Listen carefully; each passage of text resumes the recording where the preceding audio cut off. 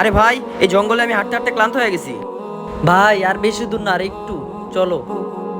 আরে ভাই, ওইটা টাকার পাতিল না? তুই দাঁড়া, আমি আসতাছি।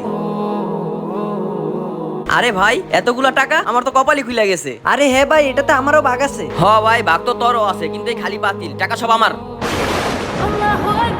ভাই জোরে আজান দিছে, চলো নামাজটা পড়াই। যা, আমি নামাজ পড়বো না, তুই পড়ে আলো। আমার যা পাওয়ার আমি তো পাইয়াই গেছি।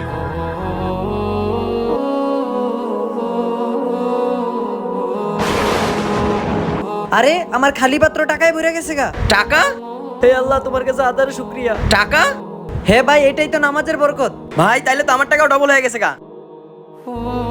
আরে ভাই, এই টাকা কেমনে পাতা হয়ে গেল? এটা তো সোজা কথা ভাই, আল্লাহ তাআলা আপনারে দিছে, আপনি তো শুকরিয়া আদায় করেন নাই।